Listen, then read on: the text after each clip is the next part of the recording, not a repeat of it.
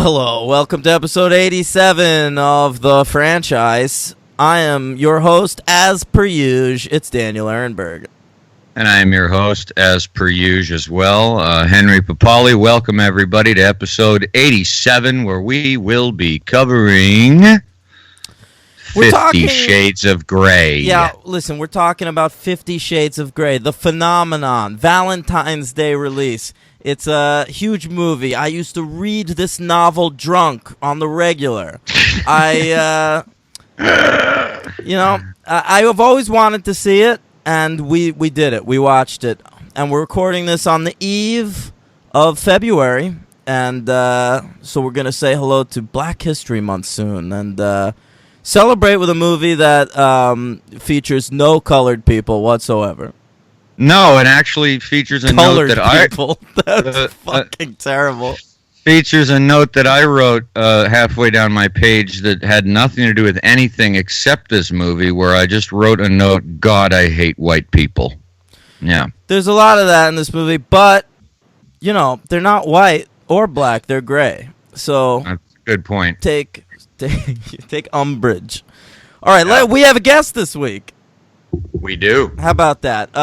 And she comes to us from The Broadcast, another simply named podcast, but it's about ladies and, you know, broads. It's clever. The Broadcast, she was formerly of The Tribe, and here she is, Shandy. Hi, thanks for having me, you guys. Happy to have you. I've been a fan of your podcast work for quite some time. Wow.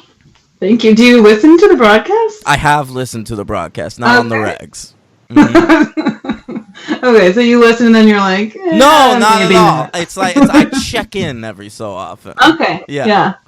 There's some fun ones. Yeah, I follow Colleen on Twitter. I'm a fan. Nice. Yeah. Nice.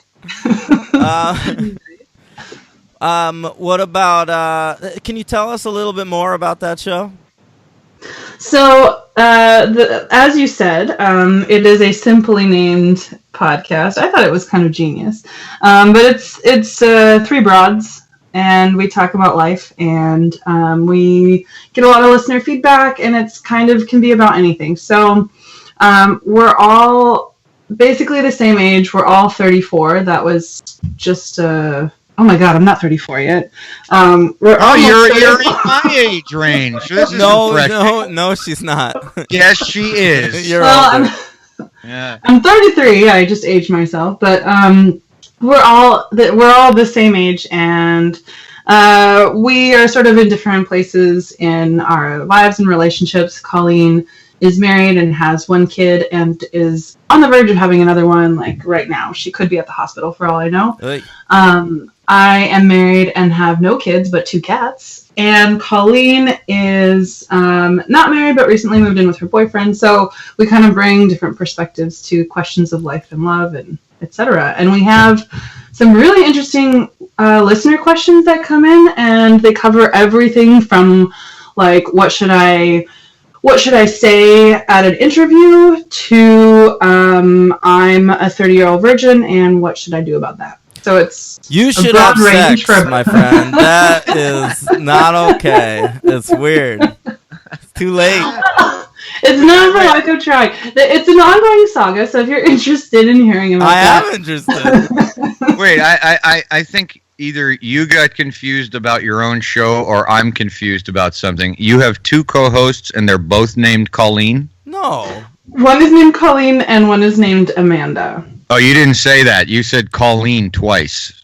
Colleen and Colleen. Yeah, you said Colleen was about to have a baby, and then you said, and then there's Colleen who has a boyfriend. Oh dear. So the real Colleen. Amanda. Okay. Right, the real Colleen is about to have a baby. Amanda is not about to have a baby. Got it. Okay, but you're all 33 by all accounts. Yes, for a couple more days. Yeah. Really? When's your birthday? So Colleen's birthday is first. She's at the beginning of February. Is it 4th or 8th?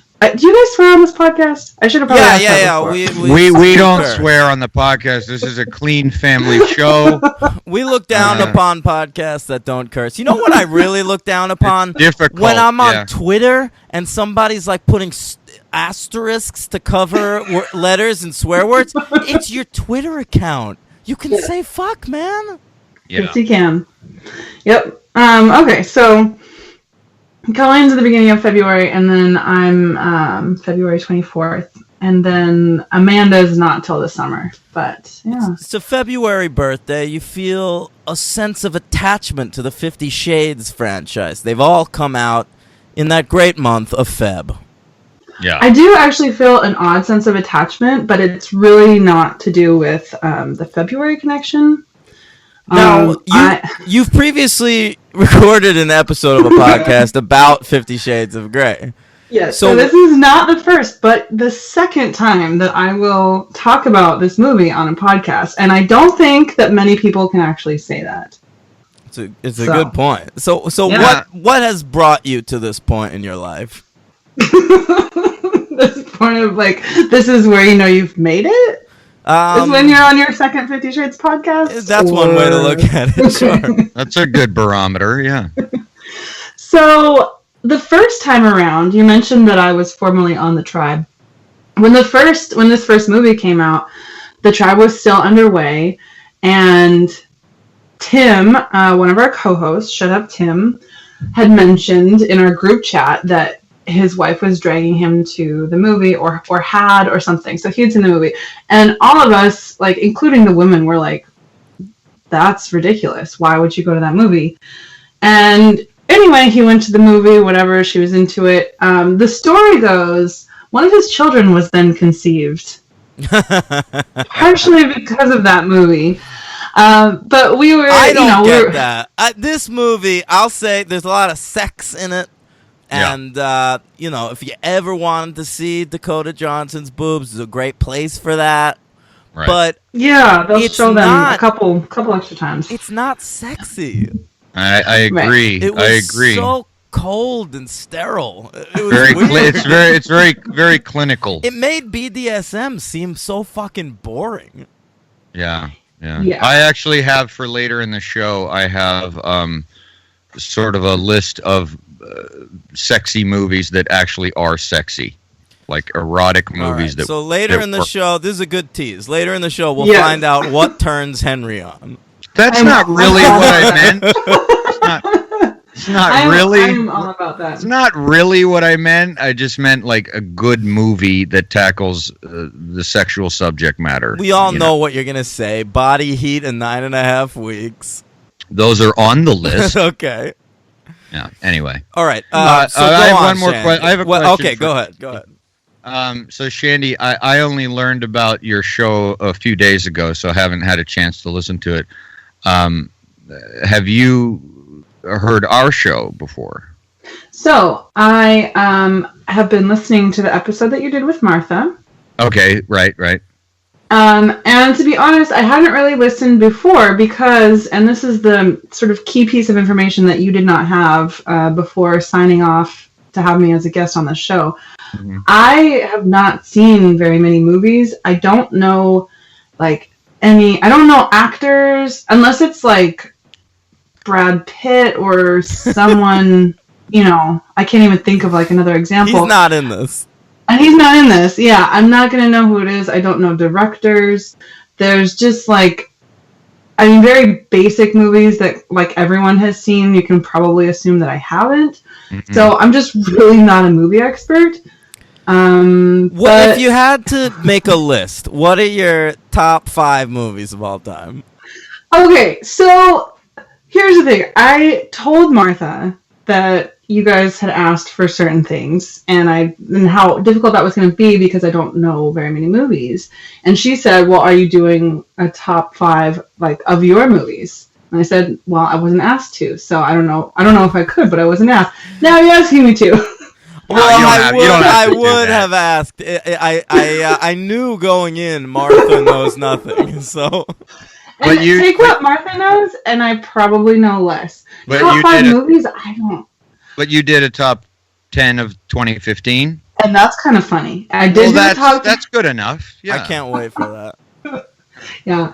I would really have to. I can tell you some of my favorite movies, but I'll really have to think of it. The other thing is like, I don't really have a memory for movies. So unless it's a movie that I've seen a million times, like I can't quote movies like people do. I'm not going to remember certain references. There are some movies that I think I saw, but I'm not really sure. I don't get references either. That's okay. Okay. Yeah. Okay. But if you think of movies you love, throw them out as we go. But for now, let's get going on 50 Shades of Grey. Yeah. All right. All right. Here, it comes to us based on not even a novel. It's, okay. So, Henry, do you know much about the backstory of 50 Shades of Grey? I did at one point because I met E.L. James. I had to work her event when I worked really? in the store. What was she like? And it was one of the saddest things that I ever took part in.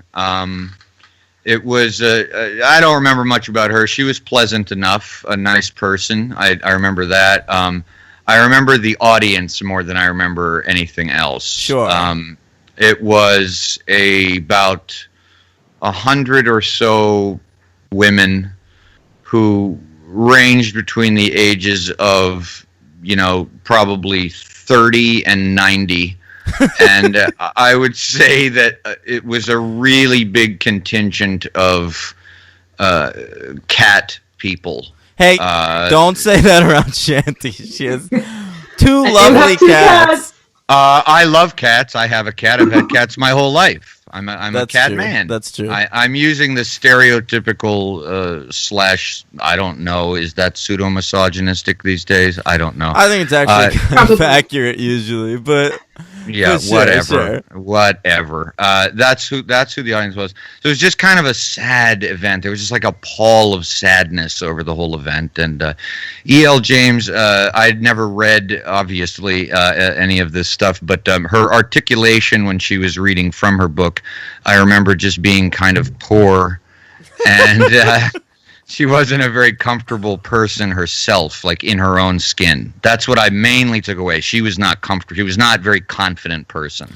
Well, that's understandable. Right. Hopefully she has more confidence now. This is years ago. But, she wrote these books just as fan fiction. She was just a fan of Twilight.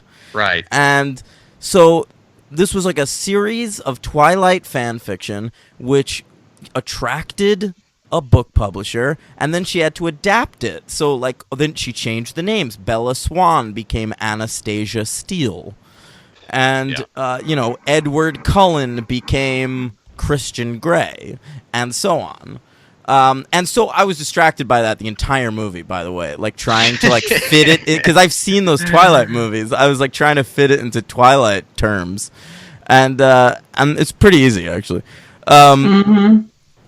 But so these books get made, get published. They're huge hits, and there's a bidding war for the rights to make a movie, and it goes through a lot of companies. A lot of people bid on this. Mark Wahlberg bid on this to produce. I saw that. Yeah.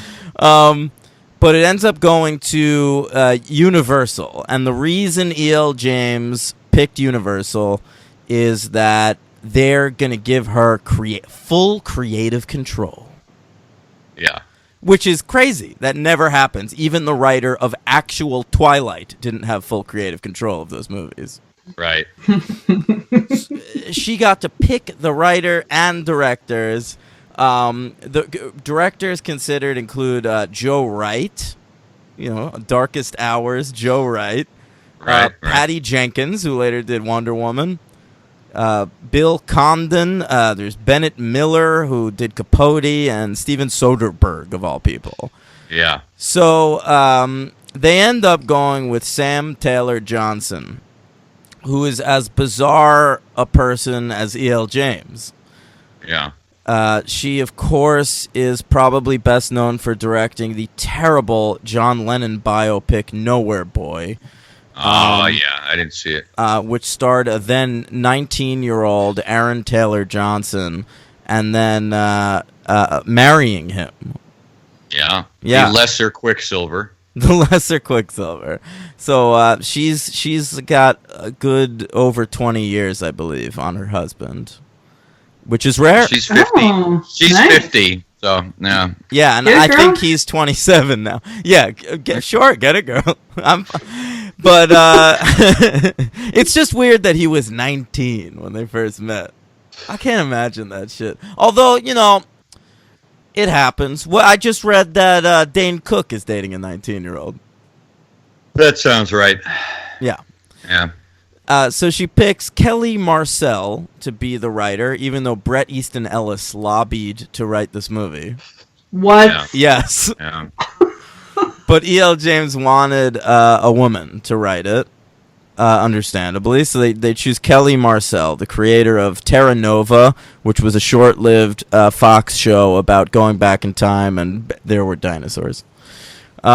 She then wrote Saving Mr. Banks, that movie about Walt Disney and the making of Mary Poppins.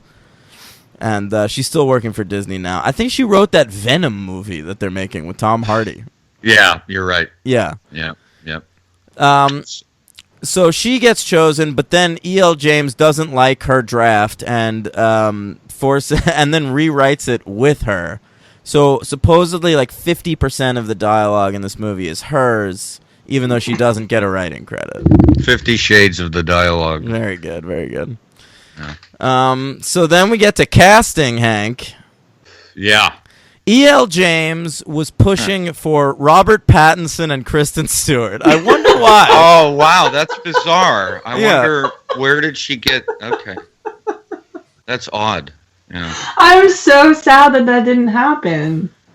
It would have been so bizarre. Yeah. Yeah, which is why it would have been wonderful. I mean, the whole thing is ridiculous. So why not just go full ridiculous? Yeah. Yeah. I true. think this is full ridiculous. Yeah, it is. This is ridiculous anyway. But just lean in as much as possible. Just steer into the crazy. I like it. Right. Oh man, that's so bad. That's too bad. Yeah. I would have loved at least one. Wouldn't it be weird if it was like just Robert Pattinson and then like Dakota Johnson weirdly? Sure. So Amelia Clark got an offer for Anastasia.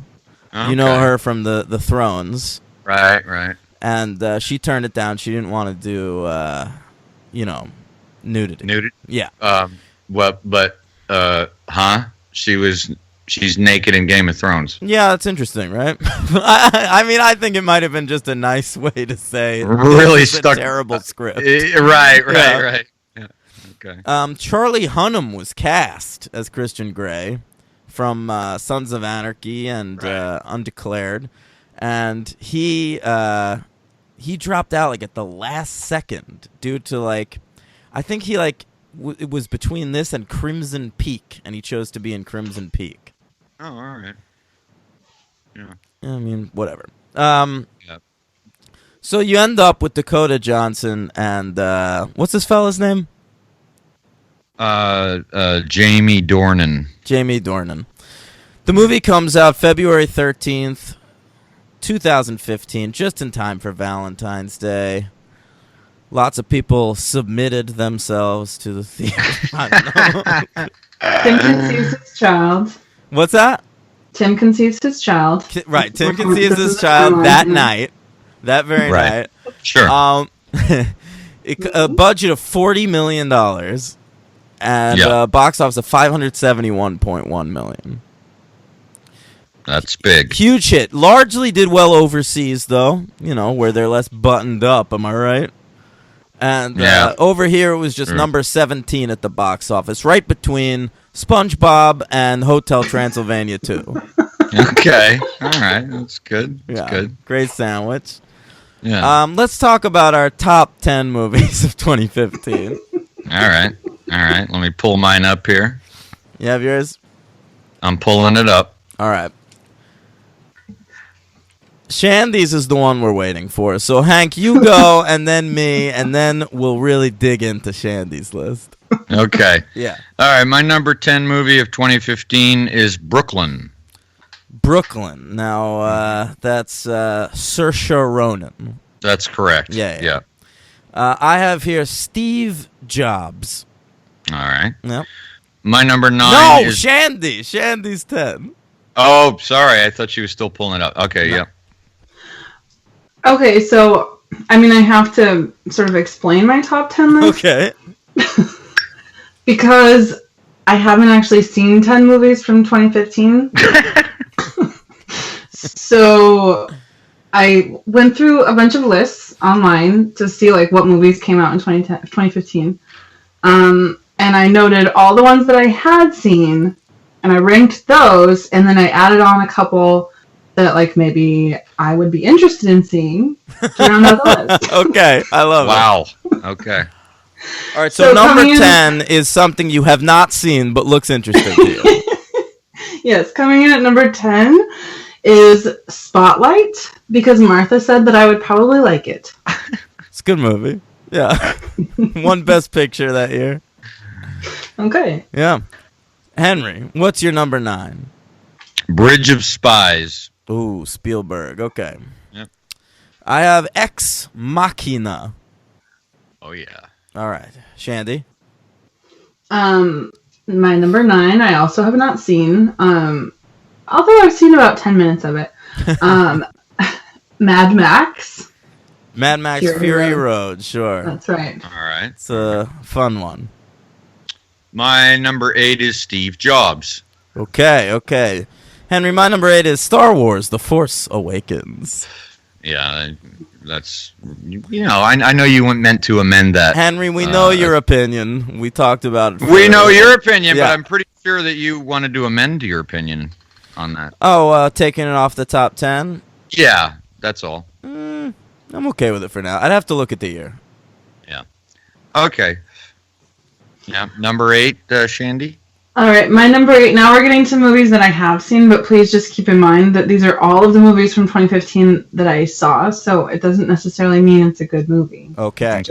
It automatically made the list for that reason. So this is Shandy's 10 movies of 2015, not top 10, just 10 movies. It's of like what 2015. I did, Henry, when I ranked all the video game movies I've seen.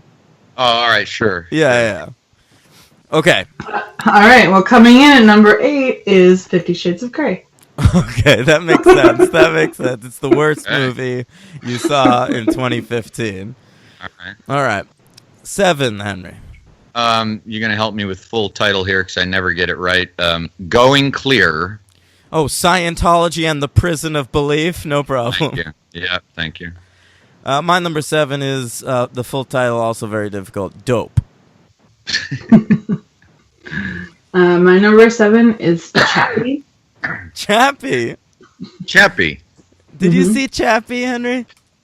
Nope. Why not? No desire whatsoever. It's the District 9 fella, right?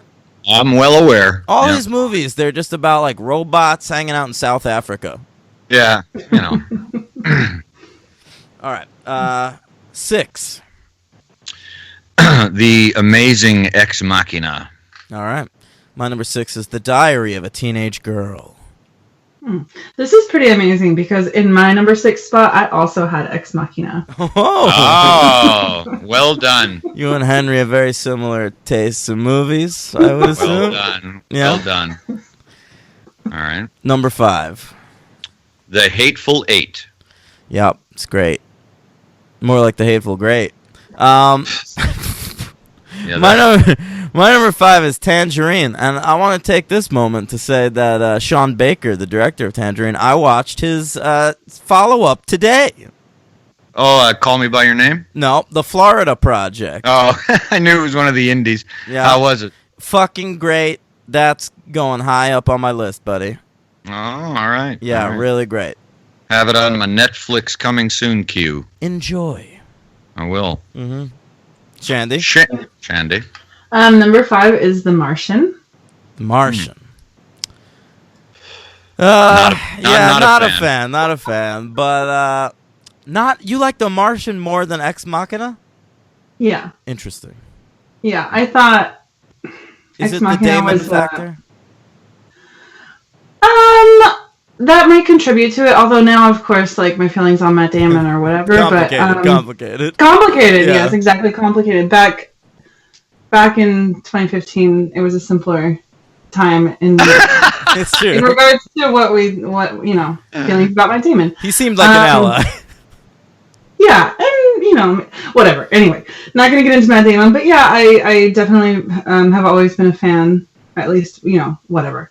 Was a big fan of Damon before, and I don't know. I think the story is like interesting and totally unplausible, but I also really like the shots of Mars and stuff. Like it's really pretty. It is. It's a pretty movie. Fun. Ridley Scott does what he does. I saw it in the theater. That helps. Also a rare occurrence for me. Yeah, it was fun. Yeah. What's the last movie you saw in theaters? Actually, I've seen 2 movies in the theaters in 2018 already. Whoa! I know. I saw Call Me by Your Name, and I saw the one about Ebbing, Missouri. Yeah, 3 billboards outside Ebbing, Missouri. Yeah. Rank those. Call Me by Your Name is okay. Better. Yeah. I figured. All right, Hank, what's your number 4? My number 4 was a Danny recommendation, and that is The End of the Tour. Oh, so proud. That's also my number 4. All right. My number 4 is Minions. Minions? Come on. Okay. All Shandy, right. you're killing me here. Woo! Listen, I know you from other podcasts. You're usually very highfalutin with your tastes. And now you're throwing out Minions. I just know the other 6 arts better than I know the 7th art. Okay. Sorry. Okay, Minions. Henry, what's number 3? Henry, I have a quick question. Is Minions a Pixar movie? No. Good work. Okay. Whew. What's number 3? Almost didn't pass that. All right. Number 3 for me is Mad Max. Oh, okay. Oh, hey. My number 3 is Room. Good movie. Yeah. My number 3 is The Walk. Oh, that's I saw that. okay. That's that movie where it's Joseph Gordon-Levitt doing a French accent. That is right. Oui. All right. I'm also kind of a Francophile, so I knew that. Yeah. Okay. So, and I love Joseph Gordon-Levitt too. So. Oh, you and Dan share that in stop common. it! I can't deal with Joseph Gordon-Levitt. But what? But he's so cute. Yeah, I know. He's like a fucking baby, and he's always doing a silly voice. Yeah. And I mean, he's not passable for French, but whatever. That's okay. I'll give him a pass anyway. Do you prefer Man on Wire? That was the documentary? Yeah. I don't think I actually saw that. My husband watched it and was like, "You should watch this," but I don't think I did. It's very French. We talked about it. Yeah, well, yes, very French. We talked about it, I think, when we saw The Walk, but I don't think I actually saw it. Okay. Right. Okay. Henry, I'll put it on my to-do list. Okay, yeah. Sounds good. What's number 2? Is the great and masterful Sicario. Yeah, we'll talk about it later this year. My number 2 is Anomalisa. Yeah. Still unseen by me. I know. Yeah. Shandy? Number 2, I have He Named Me Malala. Ah, okay. Yeah, that's a great one. Can you say that again? What? He named me Malala. About Malala Yousafzai. Oh, I don't know what you're saying. Malala! Okay. You know Malala? No. What? She's famous. Oh, you would know her if you saw her. Is this the woman who was abused? Shot in the face. Yes. Taliban, Okay. Yes. Mm-hmm. All right. Yep. She's the coolest. Yeah. Yeah, she's great. You'd Yes. like that movie, Hank. Yeah, no, I remember when that came out. I wanted to see it. I've seen her in interviews. She's amazing. Yeah. All right, and the number one movie of 2015 is, of course, The Revenant. Oh, God. I always forget that. I always block that out, that you'd be so stupid. I'm sorry. Right. I just sent you that link today. Yes, that was apparently funny. Leonardo DiCaprio and Tom Hardy, in their infinite wisdom, they made a bet on the set of The Revenant. Like, Leonardo DiCaprio was so sure Tom Hardy would get a Best Supporting Actor nomination, and Tom Hardy didn't believe him because, you know, Tom Hardy has some humility, an ounce. And so he did get nominated, and the bet was that Leonardo DiCaprio now has to design a tattoo that Tom Hardy will get. So Tom Hardy now has a tattoo on his arm that says, like, Leo is always right or something. Says Leo knows all. I hate that guy. Yeah. Well, I don't, but that is an extremely, really pretentious, idiotic It doesn't get thing much to do. douchier. Honestly. Yeah, I agree. All right, Yeah. What's the number one movie of 2015? Well, Wait, did I say? Oh, The Hateful Eight. No. Sorry. Yeah. You were asking yourself. Yeah. Yes, The Hateful Eight.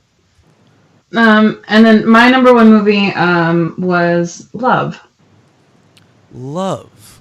Oh, the Gaspar Noé one? Yeah. Exactly. Mm-hmm. Oh, okay.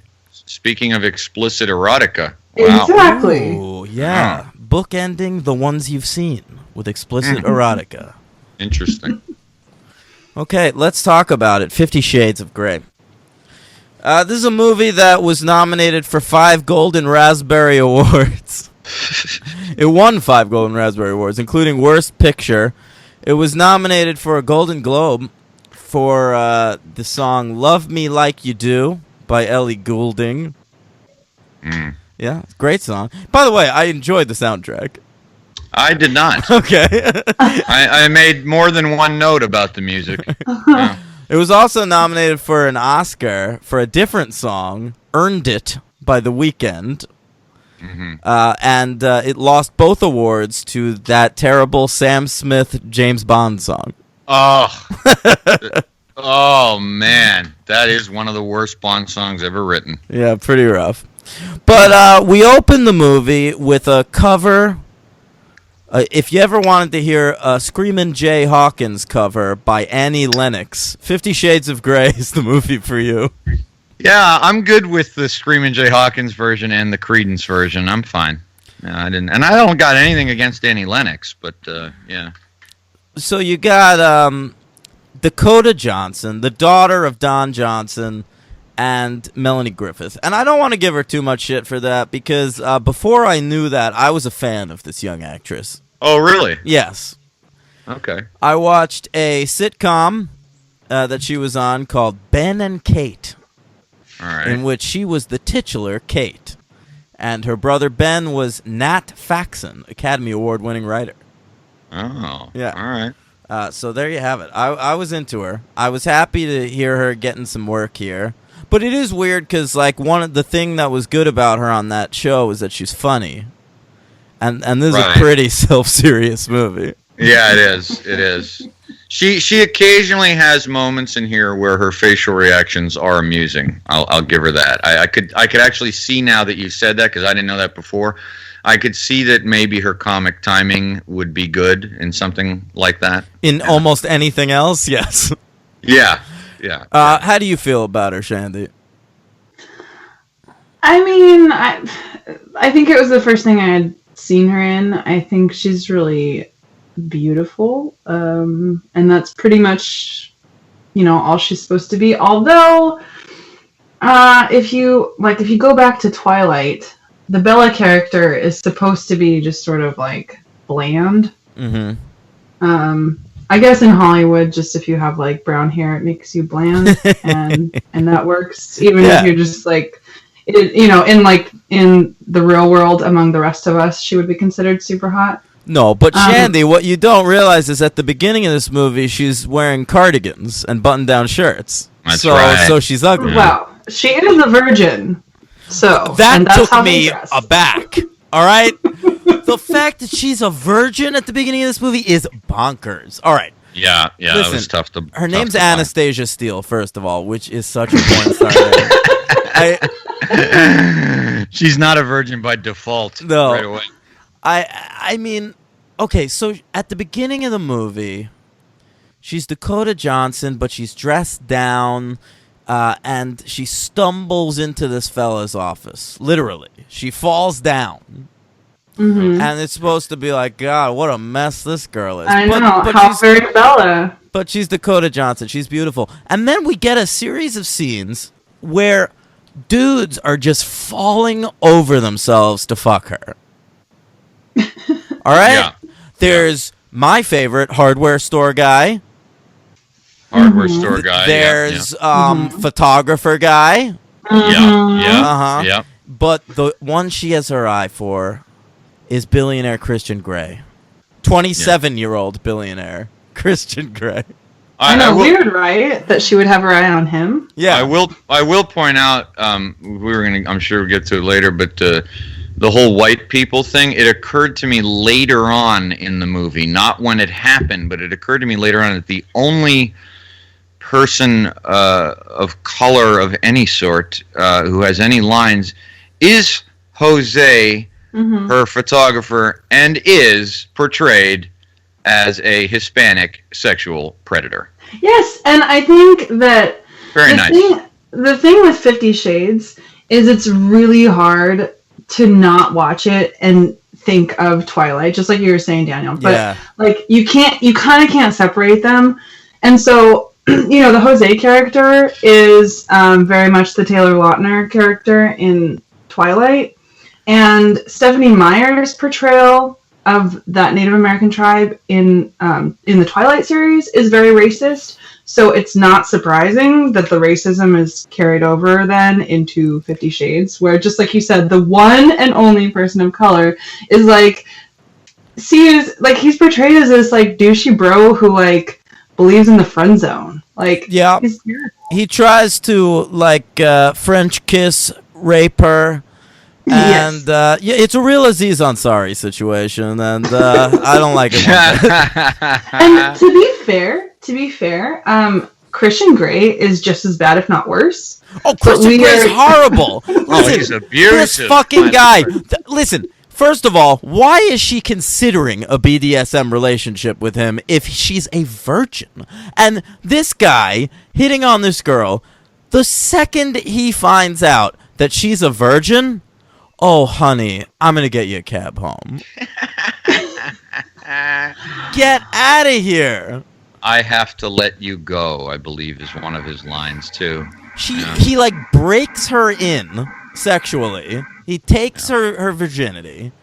And then immediately, second time they have sex, we're getting into the sadomasochism. Yeah. She's probably sore.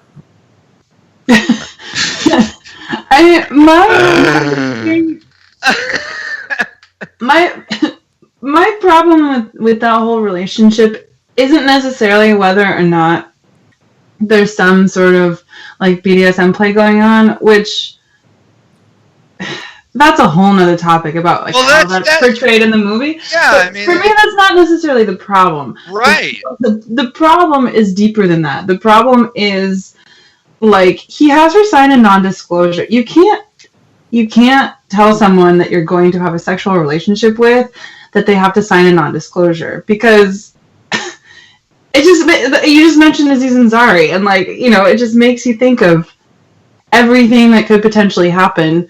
You have to be able to tell people about it. Like that's thing one. Thing two, you can't have a contract where you preemptively give consent. Like, that's not how consent works. Like, yeah, you can talk about it in advance, but you can't say like, oh, refer back to the contract. You signed this 2 hours ago, so now I still have your consent. Like, that's not how that works. And he's just incredibly controlling and crazy.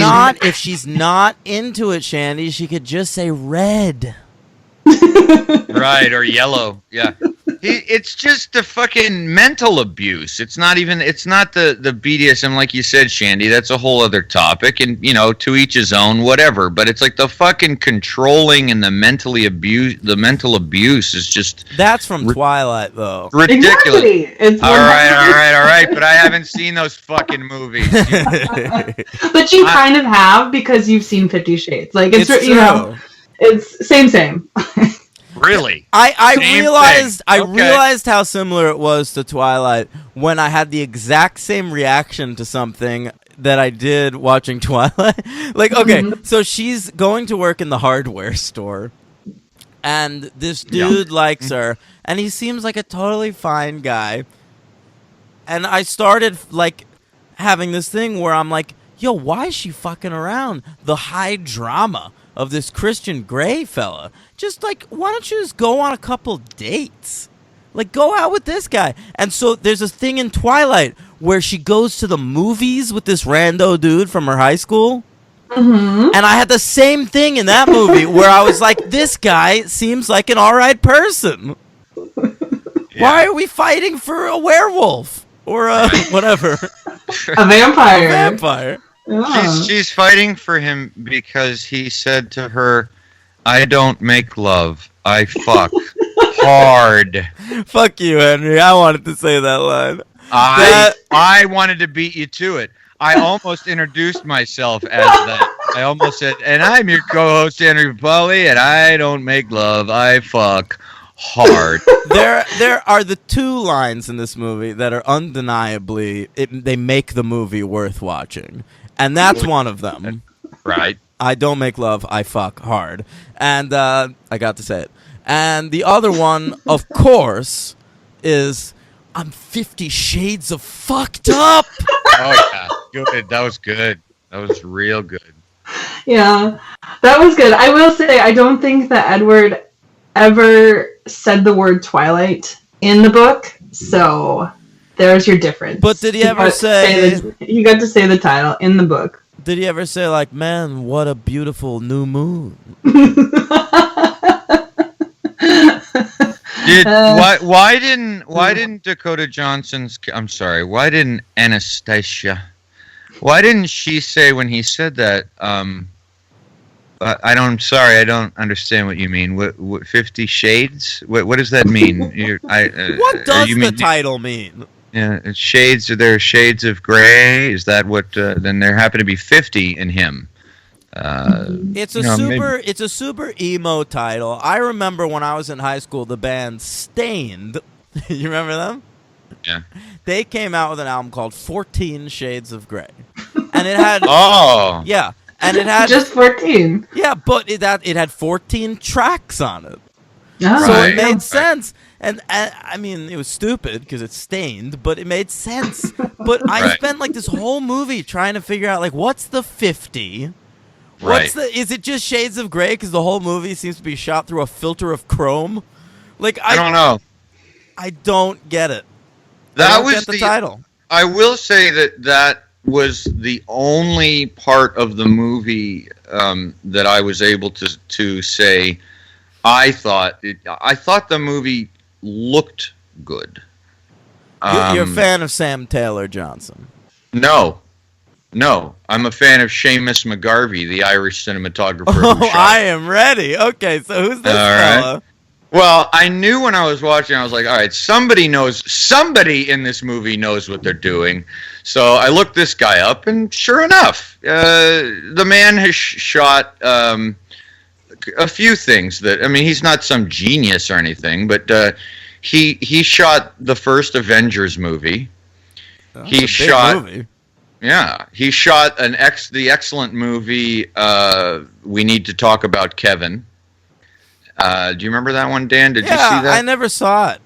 It's really good. Yeah, I used to get it mixed up with Martha, Marcy, May, Marlene. I totally understand why.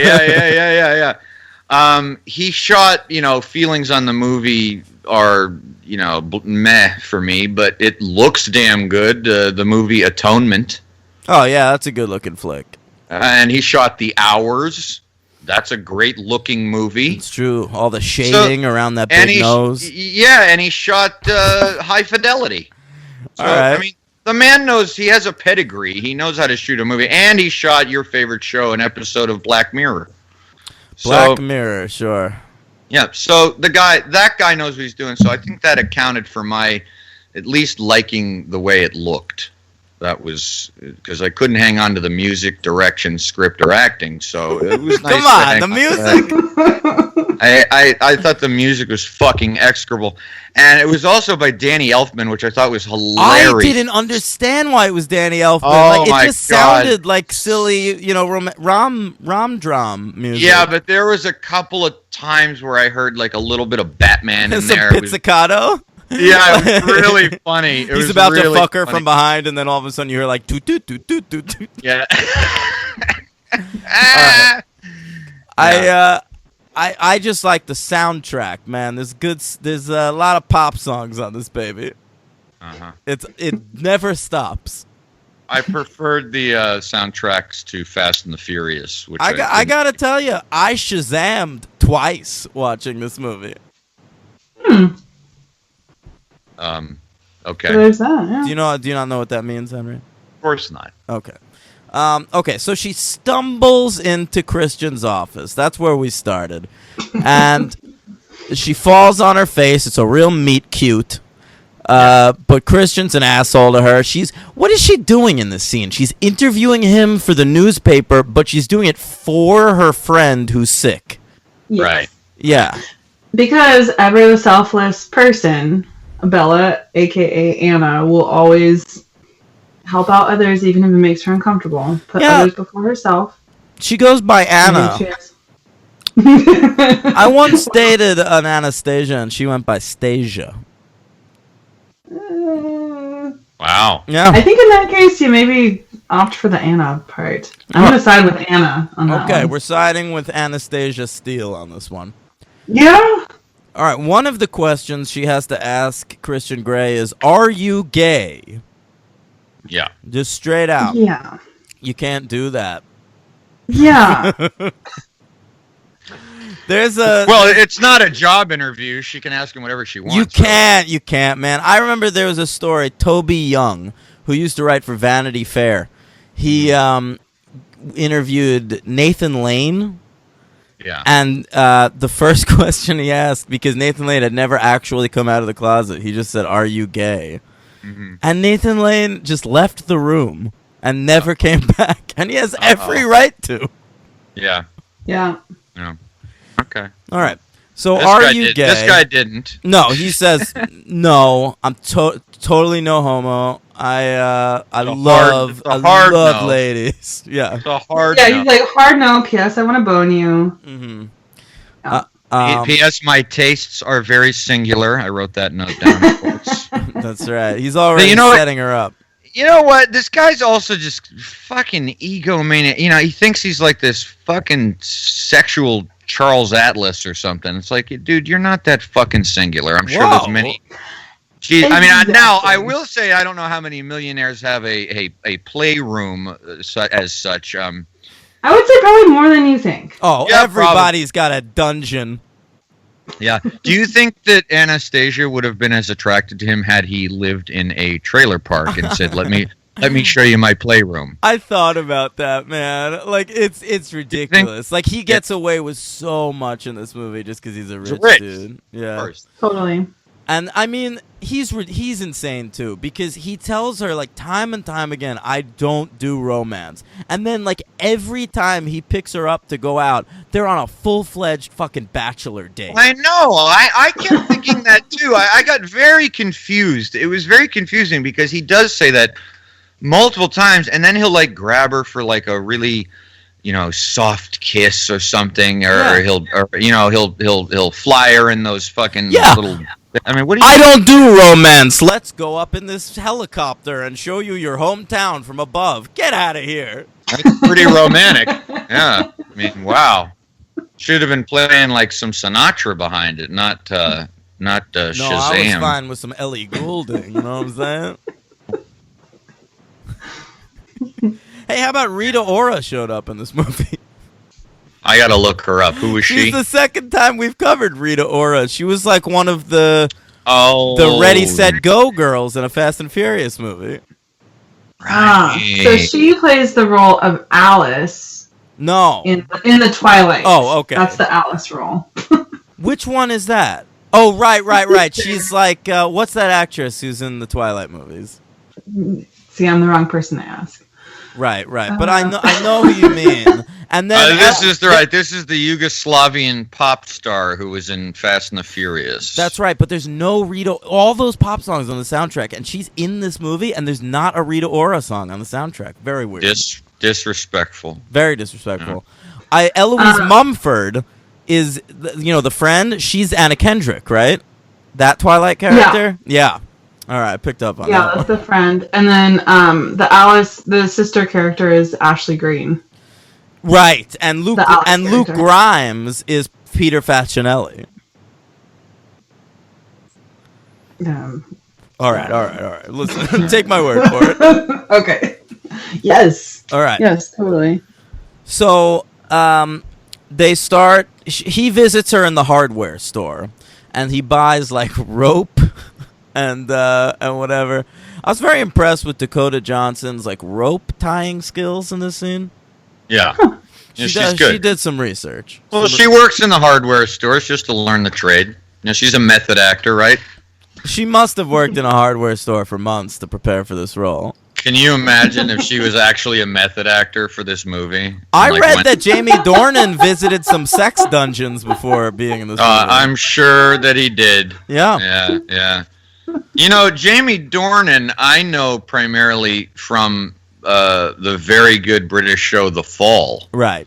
Yeah, he's very good in that, and acts and emotes and smiles and does things that humans do. Well, yeah, but he's trying so hard to do that American accent in this movie that he forgets to do all that stuff. This is a prime example of what you have said before about when they try so hard for that, the performance just goes out the window. Just cast an American dude. I mean, his accent's fine. I'll give him that. It slips a few times. I just think this dude's so uncharismatic. Yeah, but he isn't in The Fall. He's excellent in The Fall. I watched the first couple Falls. I couldn't get into it. Are you lying right now? Or? No. Okay. All right. What do you think of this guy, Shandy? Meh. Meh. I don't. We don't have a Martha Bartha situation here with it's not Shandy, God, right. Shandy Dornan or anything. Well, I wanted to ask you objectively because, like, in the book, I remember he's constantly described as like, just the definition of male sex. Like, he is the hottest guy that has ever existed. Yeah, and I think the problem with that, like, my reaction to seeing these two people on screen is like, yeah, she is fucking gorgeous. And he's very just like, meh. And I feel like, of course, they're going to actually go out of their way to cast somebody who's really beautiful. And who especially has just like this idealized female body, because we're going to see it all the time. But for the dude, I don't really feel like they cared enough to actually look for, what is like the male definition of like the sexiest dude alive. I don't know. Who would you have put in there? See, here's where we get back to like, I don't really know actors. So. Brad Pitt. Brad Pitt is clearly too old for this role. Yeah, by like 50 years. Yes. Yeah. Maybe Brad Pitt back in the day. Ryan Gosling. I don't really get the obsession with him either. This might be a taste thing. Richard Schiff. Richard Schiff. Yeah. I have to look up who that is. No, that was a joke. That's an old dude. Yeah.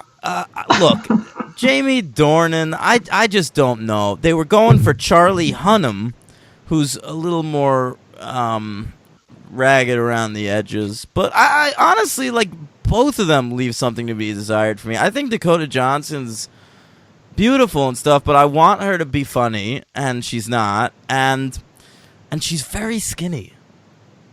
All right. Yeah, that rib cage is popping out all over the place. Yeah, that's a product of Hollywood, though, too. Like, I feel like we shouldn't necessarily criticize her for being I'm too not skinny. criticizing her. I bet you they made her skinny. lose like 20 pounds to be in this thing. Yeah. No, for sure. I don't know. I mean, whatever. He's not ugly. No, okay. But he's not the definition of, I don't know. Yeah, no, exactly. He's not like. Can I ask you guys what you thought of the half-assed literary references in the movie, which I got a big kick out of? Oh my God! Yeah, well, she's supposed to be an English lit major. So good. It's such fucking bullshit. When he like names 4 authors and he's like, which of these 4 got you into English lit? And he's like, I had you pegged for a Jane Austen girl. It's like, shut the fuck up, dude. Absolutely. This girl's been studying English lit, and first of all, she has a couple of lines too, she'll like say something a little bit smart, and he'll like look at her like, oh, why are you being smart? You're a woman. And then she's like, well, I am an English lit major. Like, what does that even mean? Mm-hmm. And I mean, again, like, it all goes back to Twilight, because Bella loves to read, and she only reads the quote-unquote classics in Twilight, and that is because Stephenie Meyer herself was an English major, so... Yes, E.L. James was clearly not. No, no. So she picks a Thomas Hardy novel that deals with, sexual morals in late Victorian England. So that's supposed to be some big fucking, look at me, I know British literature. Oh, God. E.L. James, man, she like wrote this erotic novel about a literature student, and it's like she's never read a book and she's never had sex. Yep. Yeah, that kind of summed up the event. Yeah. Okay, also goes back once again to Twilight, because Twilight is written by somebody who is incredibly religious. Mormon. And yes, and therefore I don't quote me on this, but I would assume that the author of Twilight has only had sex with one person, so just saying. I didn't. Well, I think that's one. I think that's one more person than E.L. James has had sex with. I think this is. I think this is a Susan Boyle situation. Was she married before or after she wrote these? Yeah, that's a good. I don't know. She has 2 kids, so she did have sex twice. At least. Yeah, at least twice, unless they're twins. Yeah, we don't know that. Yeah, it could be any number of things. In vitro fertilization. Yeah, I'm looking it up right now. Okay. All right. So eventually, she meets his parents, and they're Marcia Gay Harden and some guy. Right. And that goes fine. This is a movie with very little conflict. It's like, will she enter into this relationship? And then she's thinking about it the whole movie, and then at the end, it's like, nope, she's not going to, but there's still 2 more movies. Right. The ending surprised me a little bit. I didn't see that coming. I didn't see it coming because it was so sudden. The movie just ended. Yeah, that's right. Very bizarre. It's long, too, man. Whoa. 2 hours, 5 minutes.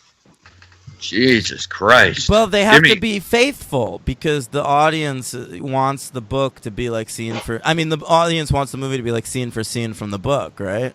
Yeah, is the book like 5,000 pages or something? No, it's short and it's like double spaced. I mean, my friend Nathaniel used to have a copy of that book just like sitting in his house, and I would go down there in Baltimore and we'd read passages to each other, and they were pretty amazing. It was like a gold mine, the book. Like, I'm sure. There are certain books where, like, when you're a kid, like you've heard they're sexy, so you look through them. Things like Tropic of Cancer. Yeah. And you have to really look for the sexy stuff. But 50 Shades of Grey, it's like, there's like P and Vg on every page. Right. Yeah. Did you mean by pee in? Did you mean urine, or did they take that out of the movie? I don't know. It's not a Euroscout thing. That's not. That's probably in the fucking contract. How about that contract scene where she has to veto? Right. She's a virgin. He like just took her virginity, and she has to. He has the gall to ask for anal fisting. Yeah, he doesn't care. He doesn't care. Yeah. Get out of here, dude. Yeah, man. He goes for gross. goes all the way. Yeah. Yeah. All right. Yeah. Crazy. I am no Puritan. I'm No. I'm sure I've done most of the things on that contract, but anal fisting, for God's sake. Yeah, he's something else. This guy. Yeah.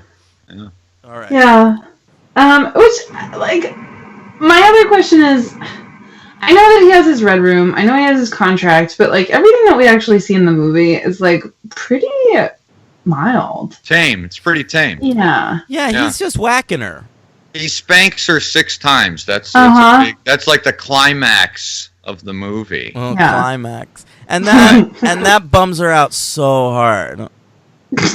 And like, if she can't take 6 like spanks, Put that you gotta get out of away. that relationship, baby. Yeah, that's not good.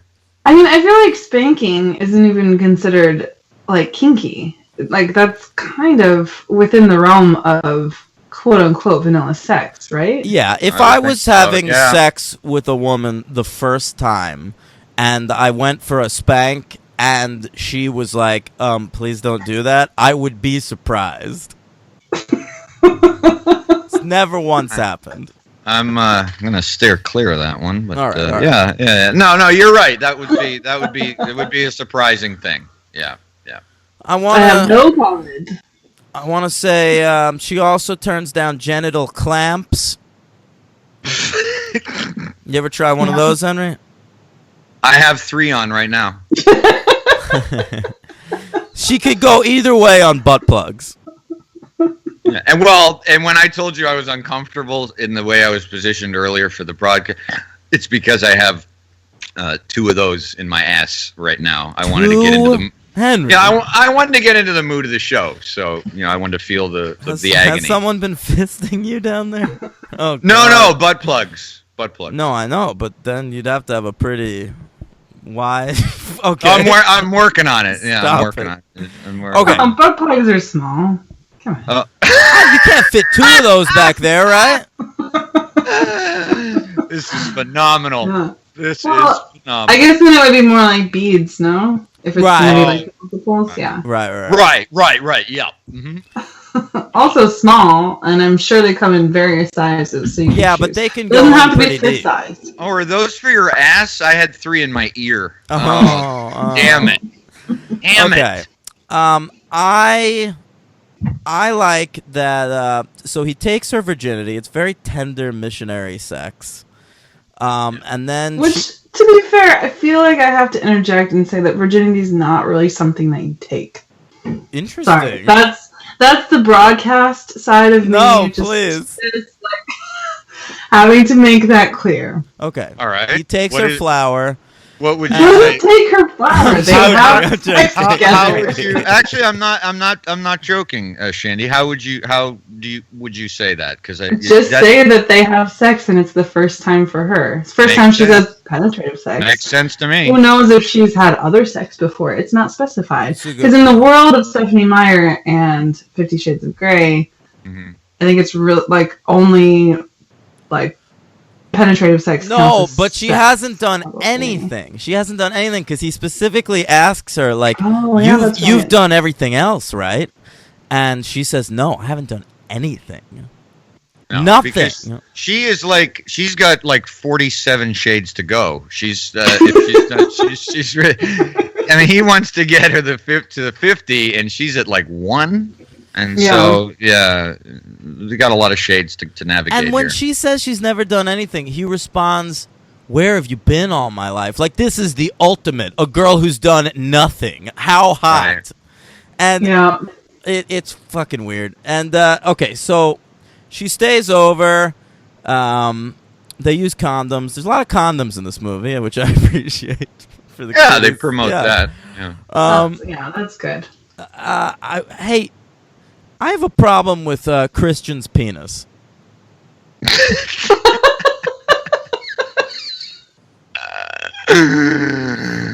We only see like a glimpse of the part of it. That's right. We get a little cleavage, a little penis cleavage. Yeah. Right. But he never appears to have a boner this entire movie.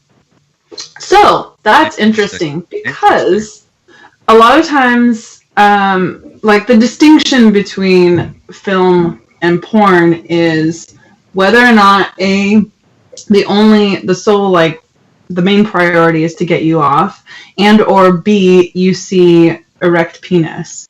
So like they can't. And then for like movies like Love, where it's like really that's more of like 50 Shades of Grey, as in it's a super gray area because like you see genitalia, you see non-simulated sex, you see penetration.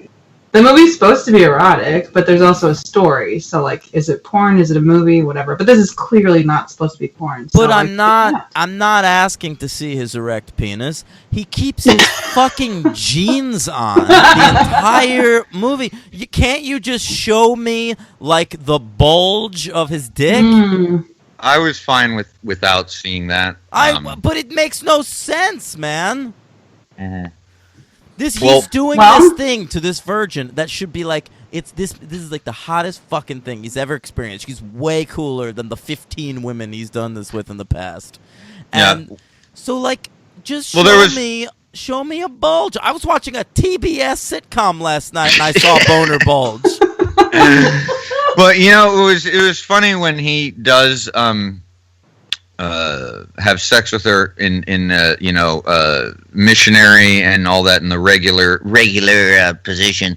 I would think that a man like him in these types of movies or whatever, they make it sound like this is the only way that he can get off. So I was surprised when he had like normie sex with these people or with her, because I didn't think that would even like he'd be able to do it. You know what I mean? I thought he like had to have it like this certain way. No, this is the ideal. This is what he devotes his life to. It seems like every thought in this fucking guy's head is either towards his weird nebulous job or his BDSM relationship. I mean, what is this job? Like Vampires Incorporated?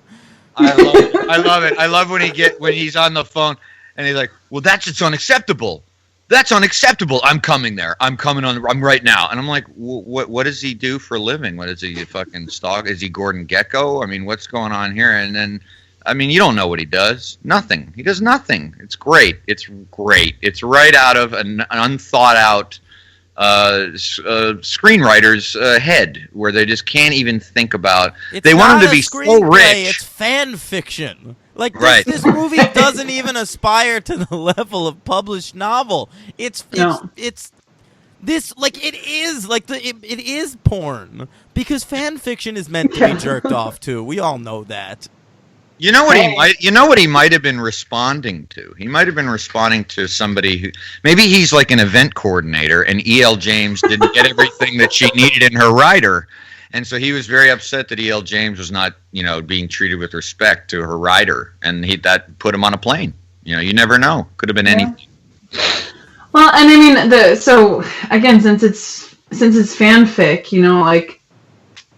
based off of the Cullens, like, I guess like the dad is a doctor, but like we never really know, because they're loaded too, and we're just sort of led to understand that because they're so damn old that they've been able to amass like all this wealth because ...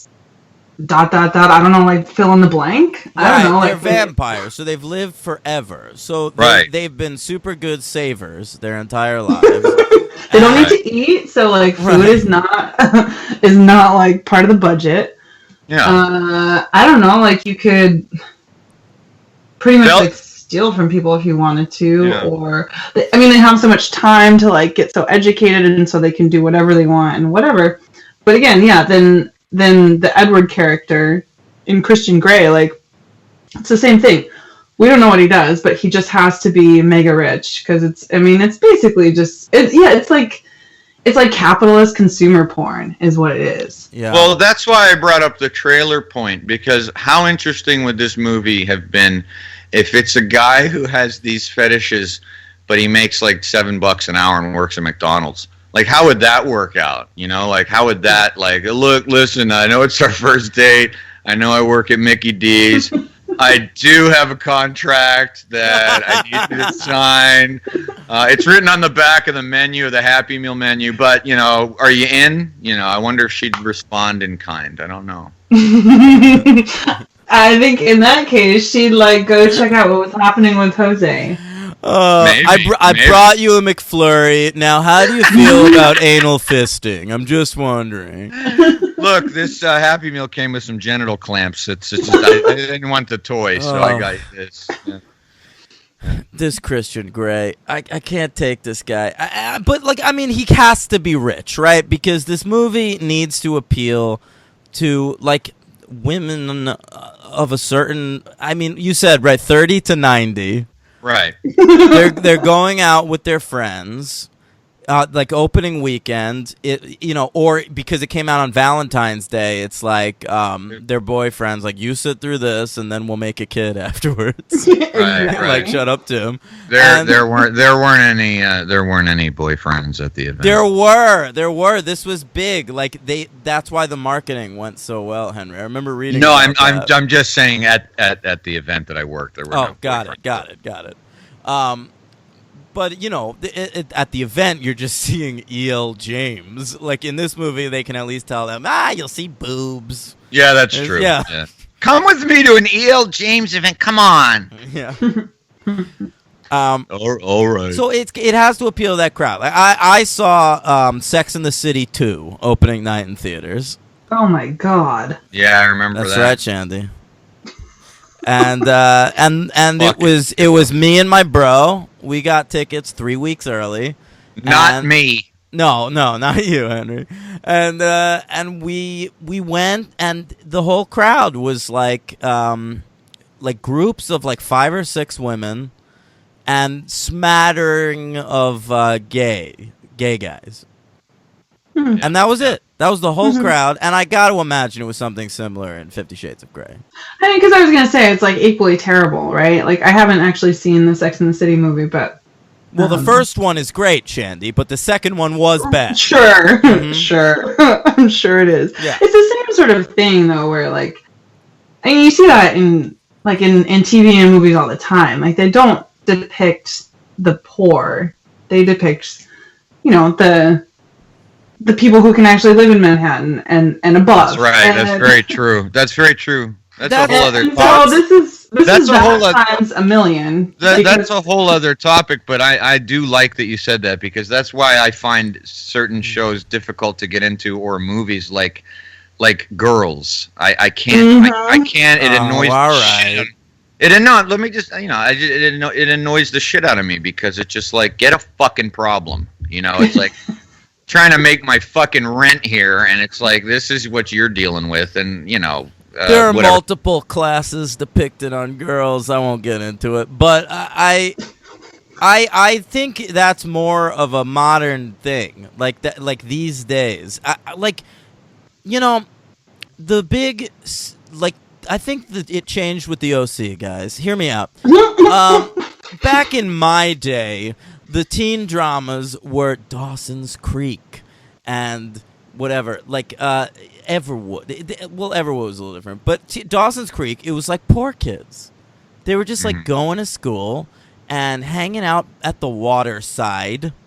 And maybe not poor, maybe more like just like average middle class. Yeah, right. That's what I mean. Dan, I mean, like fucking Clerks, they're poor. Okay, but I'm saying Dawson's Creek is a far cry from what that became in shows like Gossip Girl, where now they're like the richest kids in the fucking world. Yes, right. That's true. Yeah, that's fair. By the way, still, Dawson's Creek is like I would have loved to have their situation. Joey's poor. Joey's poor. Come on. Her dad's in jail. They're the scandal of the town because her sister started dating a black guy. Remember that? Oh my god. I actually haven't seen very many episodes, maybe like one. So you're missing out. Good for you, Shandy. Shut up. I have a brother who oddly looks like the dude who plays Dawson, so it's like very weird. Vanderbeek, sure. Yeah. Mm-hmm. Okay, so we find out that the reason for Christian Grey's BDSM obsession is he has a dark past. There's a woman, Mrs. Robinson, they call her, with a very subtle Graduate reference. Which I've seen and hated. Oh, I love that movie. It's great. Wait, whoa, it's so problematic. Right. What? Okay. How's The Graduate problematic? I mean, did you really just ask that question? I haven't watched in years, but yeah. When I saw it, I was like, holy shit, this is really fucked up and, like, not okay. And also just a really bad portrayal of, just everything. It's terrible. Oh, is it that, like, she's kind of molesting him? Like, she's kind of molesting him. It's kind of inappropriate for like a middle-aged woman to prey on an underage boy. Yeah. Right, but he realizes that eventually. So it's like a tale of sexual abuse. I mean, just like flip the gender. Listen, he might have problems later in life. But isn't he like 22 in the movie? Yeah, he just graduated college. College. I guess if he was going to college, then he's not a minor. Yeah. I remember having a huge problem with it. Then you might have a problem with Sam Taylor Johnson and Aaron Taylor Johnson. Yeah. What you said, "Get it, girl," before, but it's the same situation. And it was the 60s. It was the 60s, Shandy. I'll have to, you know what? I'll have to watch it again. Well, no, I won't watch it again. Maybe I'll read the Cliff Notes and remember why I hated it so much. But I really hated it so much. I'd be curious. Right. Okay, so Mrs. Robinson basically like molested this kid, and but that was clearly statutorily not okay. Yeah, 100%. Right. Unlike the Graduate. Yes. But then Jamie Dornan gets this wonderful monologue about his past. Where I thought Dakota Johnson's character was sleeping the whole time. Me too. So it completely changed the whole thing for me when I realized she was actually awake. Yeah. I thought it was like a monologue to himself to like, you know, and then I'm like, oh, she heard him. Oh, okay, I see. So it's a confessional. What the fuck? Well, I think he thought she was asleep, and he was like, that's the only way he feels comfortable telling her this, but then she turned out to be, she was like faking it. But then he knew she was faking it, because then they like... I think he was just okay that she was faking it. Yeah. Because then they could fuck again, and he busts out the peacock feathers that time. So right, and is she faking it then? What's that? So, and is she faking it then? Ooh. I have no idea. Anyway, so much talk about faking it. Yeah. Anyway. Oh, got it. Okay, so he says, the woman who gave birth to me was a crack addict and a prostitute. Ooh. She died when I was 4. Yeah.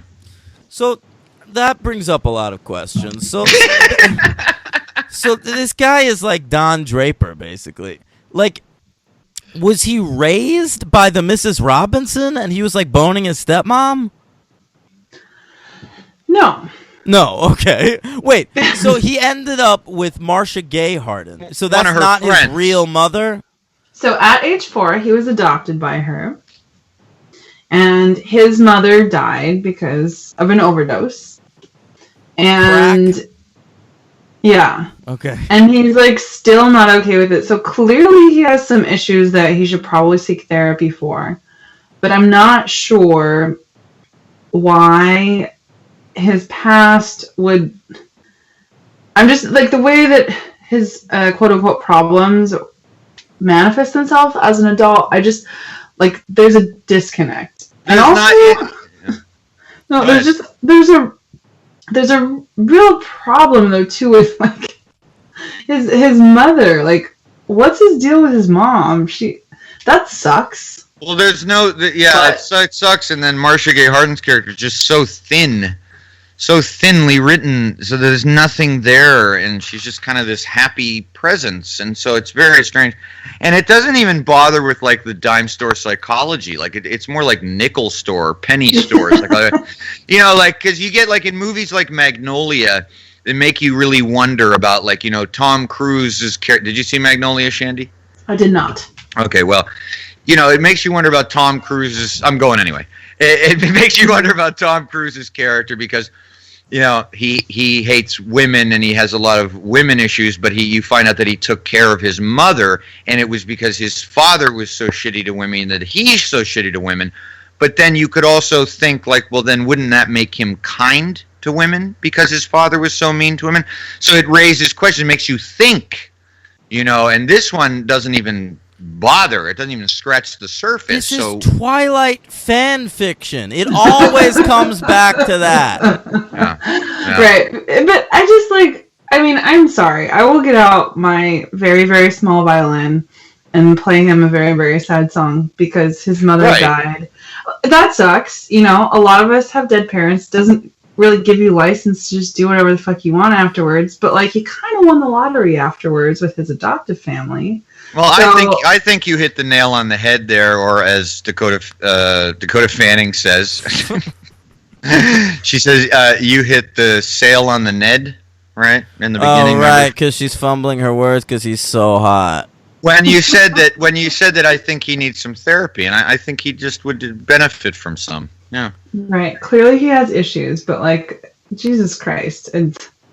He does not have it that hard. And then I think also the other problem is that essentially this is now defining the whole world of BDSM as basically this pathology, which I can only imagine was not very well received by the community. It wasn't. I read a little bit about it. They weren't happy, and understandably, because to some people this is a fun thing they do, and this movie depicts it as boring and evil and with terrible ramifications. It's so fucked up because the whole movie is it's basically Twilight, and so in Twilight it's him, the idea of him turning her into a vampire is the big stakes.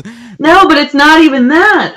The idea in Twilight is that he is so freaked out to be in physical contact with her because he simultaneously really fucking wants to eat her. And I'm not talking about her pussy here. Yeah. And so he is afraid that if he has any sort of sexual contact with her, then he will lose control because we all know that men can't control themselves, and so that's problematic. But well, it's the call of the wild, man as beast, right? Yeah. and it will end in her death, which is a very it's what we teach young girls, don't abstain from sex until marriage, because essentially something really bad will happen. You'll either get knocked up or you'll die. Bella has both things happen to her. That's but everything turns out just fine. She's got a little Renesmee. All right, so oh God, Renesmee, the worst name, the world's ever. Worst name. Yeah. One of the hardest I've ever laughed at a movie is when they come up with the name Renesmee. But so what is the deal? Terrible. So what's the deal in this movie? The whole thing is just this dude's super into BDSM, but if he keeps doing BDSM with this one girl, he likes her so much that he might kill her. Is that what the stakes? No, I mean, I didn't get that, but yeah, those are the stakes in Twilight. Is that he will devour her and he really wants to suck her blood, but I don't know what the stakes are in 50 Shades of Grey. Just that she will not be able to handle their play or whatever, even though they're supposed to talk about it before and have safe words, and it's not really clear. Never once does she seem super into what's going on. She seemed psyched about that missionary sex. She wants some more of that. Right. Just let her have that. Well, I think she's psyched about certain things, like when he blindfolds her and ties her up. But again, I don't really feel like that's really BDSM. That's again kind of not that crazy. No, eventually he's gonna be busting out nipple clamps and making her leaving her in the room all day, having to piss on the floor and shit. By the way, we got word that there's 15 women that he's done this with in that house, and when she walks into that room, she walks straight to the riding crops and starts examining them. Lady, I wouldn't touch anything in that fucking room. That's a very good That point. room must be disgusting. You could shine a blue light in that room and go blind. Yeah. Now, to be fair, he's a billionaire, so he could have easily just switched out his repertoire. But he has such a big collection. Oh, but for him, that's a drop in the water. You think that dude who's probably a fan favorite in the novel, but only has 2 lines in this movie that drives her around everywhere? You think he's cleaning that room? I think he is. What's his name? Taylor or something? Taylor. Right? Yeah, Taylor. Yeah. Everybody has to have a waspy name. Yeah. Except for that one dude. I like the guy who's Pacey's brother from Dawson's Creek, who's her mom's husband. He's just Bob. Report to Bob, everybody. Yeah. Right, that's true. Yeah. Dylan Neal, the great Dylan Neal. Yes. Mm-hmm. Yeah. All right. You have anything else to say about 50 Shades of Grey, gang? Well, you want me to show my little list of movies that are actually sexy? Please do. Yeah, why not? Yeah, check them out. All right, I'm pulling it up. And I'll say right now that Dan did name a couple that I think are very good movies. I mean, they have to be good movies. I'm not just picking shit that's, got sex in it. But, Emmanuel in Space. How did you know that? Oh, God damn it. All right. Last Tango in Paris. Okay. Brando. Yeah. Body Heat, 9.5 weeks. Angel Heart. Basic Instinct, which I don't find that sexy, but... We covered it on the show. Right. Eyes Wide Shut. Sure. Blue Valentine. Yeah, I think. Really? That's sad sex. Well, but there's some... Yeah, they're crying and fucking on the floor of that hotel room. Okay, good point. There's a movie called Chloe that I thought was very good. I thought that was sexy too, man. I like that movie. It is. I'm not including things like Wild Things or anything like that. But why not? Now that's sexy. Yeah, right. Cruel Intentions. Ooh. You know what? That's kind of sexy. Yeah. That's actually based on one of my favorite French books. You mean Les Liaisons Dangereuses? Yep. Exactly. Thank you, Shandy. That was my accent. And that's a very good movie. The original one too, with John Malkovich and Michelle Pfeiffer. Yeah. Anyway, that's sort of my little list here that I found. There's more, but it can be done. That you can do the sexuality and make it sexy and not have it be fucking horrible. I can't wait for the sequels. All right. Oh wait, I forgot a big one of mine that I love and I've always found very sexy is the woman that I made a mistake of not going out for a drink with, but not really. What's that? Would have never happened. Sea of Love. Yeah, sure. I'll tell you a sexy movie that I watched with my mom once. Secretary. That's a sexy movie. You watched that with your mother? Yep. Didn't know. That's a sexy movie. Yeah, that's a sexy movie. Did you guys ever see Et tu m'aimes tambien? Oh, that's fucking sexy as shit, man. Yeah. There you go. That's sexy in the car. Hell yeah. Everybody's brainstorming. See, there's lots of them. Mm-hmm. And just to clarify, I probably wouldn't have been able to get a drink with Ellen Barkin, but that story. Her agent tried to set me up, and I don't know why something happened. I couldn't do it or something. It was really silly, but yeah, it was funny. It was exciting. Ellen Barkin, a near miss with her. 10 years ago, and she's about 20 years older than me. But who cares? It's you could have been molested by Ellen Barkin. Oh, I should have taken. That was a mistake. I regret that. Okay, all right. A life of regrets. What do you give this movie? I do have a superhero count, too. Okay. What's the superhero count? Just 2, and they're both in Smallville. Of course, because this movie must have been shot in Canada. Yeah, very boring. Dylan Neal was in Smallville, and Andrew Airley, who plays Christian Grey's adoptive father. Those 2 guys were both in Smallville. Okay. That's it. Very boring superhero count. That's sure was. All right. Yep. On our scale of 1 to 5. Shandy, you familiar with this scale? Lay it out. I am not. Yeah, lay it out for her. 1, what a piece of shit. Irredeemable. 2, yo, that was bad. That was pretty fucking bad. 3, solid, fine entry to the franchise. 4, now that's a good movie. Into it. 5, perfect, classic. That's it. I mean, I hate to say it, but there's just too much abuse and bad writing for me to give anything but a 1. Okay, a 1 from Shandy. Henry. I'm also going with a 1. Okay, I'm gonna give it a 5. Now,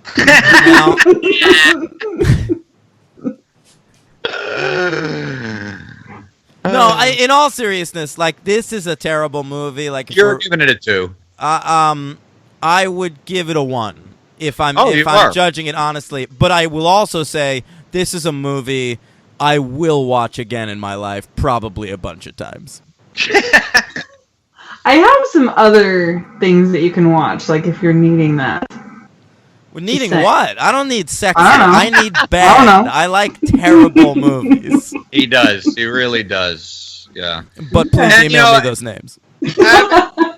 Having said that, I give it a 1, but I will say, of the 160 some movies we've covered, this is not one of the ones that I wouldn't put myself through again. It was not torturous to watch. It's just terrible. It's way above certain 1-star movies I've given. It's not boring. Not really. No. And nothing happens in it, and it still managed to keep my attention. Now, Shandy, we also do MVP and LVP of the movie. And that can be anybody. That can be the writer, the director, the actor, who's the most valuable player of 50 Shades of Grey? Oh, dear Lord. Henry, you go first. Well, my LVP is Mr. Jamie Dornan. Yeah. The, what do you say? The human charisma vacuum? Human charisma vacuum, Jamie Dornan, sure. And my MVP is Seamus McGarvey. Oh, because the DP. Yeah, and you don't mean double penetration. No, DP, very apropos for this film. Gets me every time. Yeah, it's Seamus McGarvey. He made the movie look good. I'll give him that. Yeah. Look, I think you got it right there with your leads. Your MVP is Dakota Johnson. Your LVP is Jamie Dornan. Oh, yeah. I almost gave it to Dakota Johnson, to be honest. I actually wrote her name down, and then I changed my mind. It's because it's just not good enough. And Shandy, who's good? Sorry. Luke Grimes is this guy that's his brother. Yeah, he's not bad. He pops up in one scene and has so much more charisma than everybody else in this movie. I stood up and took notice. Yeah, it's true. It's true. He's the Emmett. Right. All right, we gave you time there, Shandy Seamus. What was that? Shandy Seamus. It was alliterative. No, Seamus is the guy who is my MVP. Jesus, Dan. Pay attention. Whatever. Yeah, just sit it out. Well, I think the MVP, even though it was super boring, was probably just the Red Room. Can I give it to you? Absolutely, you can. Yeah, Sure, the Red sure. Room. Oh. Okay. And that might double for the LVP because it was kind of anticlimactic. It looked good though. It looks good, yeah. Yeah. It looks good, but it didn't end up delivering. Didn't we give the laser hallway an MVP in one of the Resident Evil I movies? believe we did. There was a hallway with lasers in it. I think I gave that an MVP. There you go. Sure. Cling on to whatever you can cling on to. Yeah. All right. That wraps us up for the week, Hank. Yeah. Hey, 2 more of these fuckers. I can't wait. Don't say it like that. I'm so fucking excited. I'm going to see the third one in theaters by myself like a fucking creep, and I'll be loving every second of it. I'm going to be buying a ticket for something else and then sneaking into that one. I can't bring myself to do it. Oh my god, it's like when you were young and you bought condoms, but you'd like also buy like a pack of gum and maybe a Red Bull. Yeah. I'm here to see one for the post, please. And then I'll just sneak into 50 Shades of or whatever. Freed. 50 Shades of Freed.